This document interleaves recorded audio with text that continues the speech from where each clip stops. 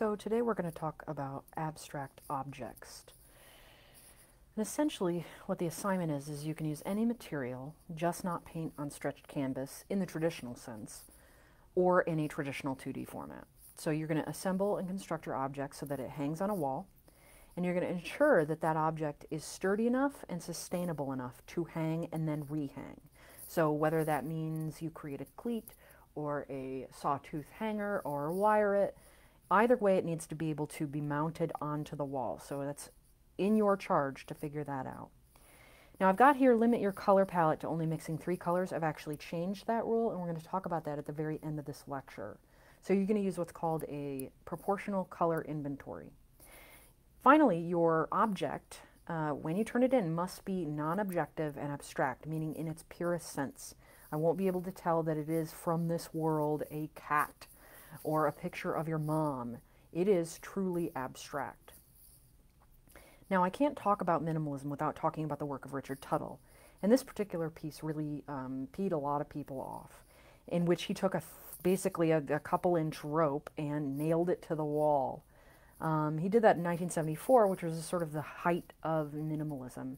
It is what he's probably most well known for, however, it is not fully representative of his work. The other piece that he's really well known for is this wire piece, where he took a wire and essentially attached it to the wall and very, very, very carefully traced all of the shadows against the wall in graphite. And it really does sort of rub people the wrong way in the sense that it challenges your presumptions about what art should be, how long it should take, how it should be masterful, etc. So minimalism, in its truest sense, is a very extreme form of abstract art. It was developed in the 60s and 70s, and it was typified by artists' artworks composed of very, very simple geometric shapes based on the square and the rectangle. However, that definition has broadened. So if we open up our history books, we're going to see from the 60s and 70s the work of Robert Morris, where he took mirrors and essentially covered cubes in a white cube space. It is essentially a sort of conceptual commentary on the white space itself, the geometry of the white space formally, but more so about the sort of infinity that it creates. But in its truest sense, it is a formal aesthetic experience. Richard Tuttle's other work does focus essentially on materiality. Often that materiality is not necessarily about skill or craft. It is purely about creating non-objective designs that are intrinsically very interesting, and he will use a myriad of materials in order to do that.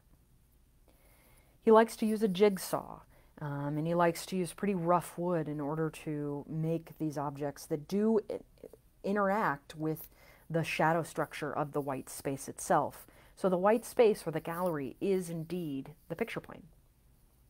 So here we have an installation of his works to get a little bit more of an idea about how purely aesthetic these experiences are. And they are meant to be referential to the hand. They are meant to be imperfect, and they are meant to be formal studies of color, shape, negative shape, pattern, etc. He will use everything from the kind of grating that we use in order to make our strainers, in order to clean our brushes, to dried paint, to cardboard and masonite and chicken wire and tape. More often than not, it is not archival and it is not meant to stand the test of time, but I don't know if that's really what his work is about. I think his work is very much about the sort of throwaway nature of materials in order to have a long-lasting visual experience. Katarina Gross is a German artist who uses an industrial sprayer in order to create images that expand our breadth and notion of what painting can be. She deals with color and form, but also dealing with the limitations that have been imposed on her in either a prefabricated object, such as the ones here. She's actually made these out of foam and then sealed them so they can actually withstand weather, or she actually responds to a space in and of itself. So here she's taken an industrial sprayer and sort of made the world her 2D picture plane, if you will. Sam Gilliam will take canvas and stain it before he stretches it, more often than not stretching it at all. So it's much more of a sort of approach that very much might be akin to tie-dye. And so here we have an example of him having stretched the canvas itself. And you see it's been poured, it's been stained, it's been knotted up, and then, of course, folded up. Emily Elhofer makes sort of three-dimensional wall objects that are really reminiscent of how one would make a quilt. And a quilt is made by simply making a blanket and then stuffing it full of batting or cotton or down, and then shaping it by sewing into it and pulling it, stapling it perhaps to a structure that that enables her to hang it on the wall. And what these are really evocative of are the body. And she, of course, has sort of extended her practice by pulling in different fabrics in order to be suggestive of flaps of skin, of intestines, of pillows. Erin S. Moran will take already painted structures and then cut them up into tiny little shapes and then reconstruct them into these actual three-dimensional shapes. Now, granted, these are 3D sculptures, but you could easily incorporate these into the wall assignment. And here we have more of his work. Brian Ray will actually glue various layers of things like resin or poured acrylic or MDF or 2x4s. He'll glue all these things together, and then he'll very carefully cut them down very simply into a cube on a table saw. And here's what they look like installed together. Allison Elizabeth Taylor is doing something that is not necessarily our assignment, in that they are representational and not non-objective abstract. But what she's doing is a type of material that would lend itself very well to this assignment, in that it's called marquetry. And here we have an example of her work that is indeed non-objective and abstract, where wood is inlaid with glue, and then it's planed down or sanded down in order to create a flat picture plane that showcases all of the different types of wood or materials that have been inlaid onto that initial structure. More often than not, you typically see this in furniture. Rachel Beach will cut structures out of wood and then paint them, which of course is a very easy solution to this problem. Simple layered shapes that have been painted, and painted very, very well, can be very aesthetically pleasing as well. Laura Lane Scott. And we see her work, which is just simple MDF, very thin MDF, or very thin plywood, or very thin, could be even plexiglass, but I'm pretty sure it's wood, cut into these shapes, glued over each other, and then creating a sort of tessellation wall installation, which is basically just a child's picture that's often used in developmental education.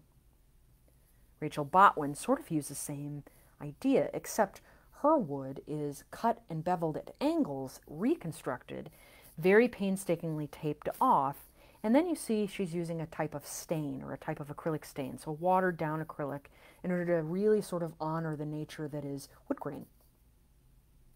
More three-dimensional objects. I don't have a name for the artists here, but these are really evocative of the 50s and 60s modernist furniture design, as well as painting, believe it or not.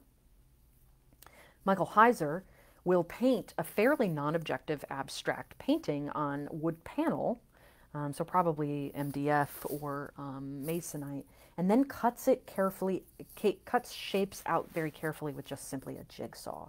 And then these are mounted on the wall. So the wall itself, yet again, becomes another sort of piece of paper or picture plane itself. Close up of that. These forms, of course, are meant to interact with the wall and the shadow structure of the space. So in projecting space three-dimensionally, it creates a kind of interaction that doubles up the formal experience, in that you also have to take into account the perspectival application of just the shadow, as you see in the images to the right. We can also assemble lots of shapes, lots of colors, in a meditation that is very much just simply a visual experience of color. In its truest form, we think about these things as windows, restructuring of what painting can actually be, and just basically just sort of relensing the notion that everything must be flat. And here we have an artist to the left there who's actually using the strainer, which is also known as stretcher bars, and then sort of adding to the stretcher bar in order to make a kind of commentary about the limitations of two-dimensionality.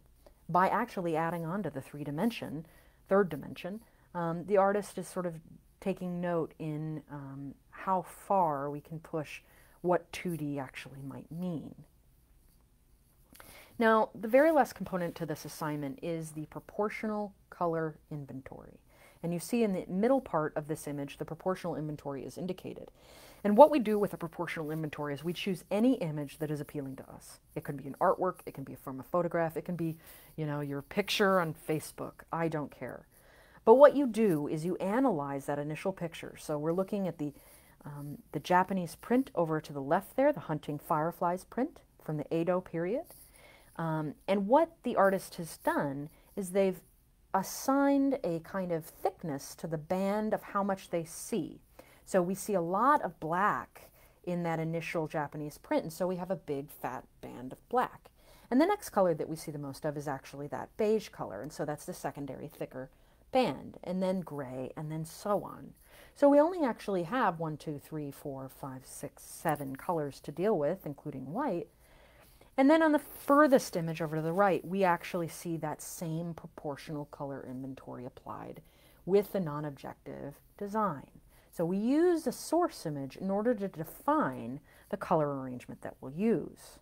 So another example of a proportional color inventory is the flower image that we see as a simple photograph taken in a garden. Then the artist has thrown that into Photoshop and flattened it, basically posterized the image or used the cutout tool. And then they've created a kind of proportional inventory using only those colors and in the proportions that you see them in the picture itself. So this will be our model for the only colors that we will use in this wall construction, in this minimalist wall construction. So that is essentially the assignment. It's meant to hang on the wall. It's meant to hang on the wall firmly. It's meant to only use the colors that you would find in another image and in proportion to that image. And it must not use the conventional notion of how we see painting, which is applied to a canvas very simply. It must be non-objective and abstract. September 9th is your due date.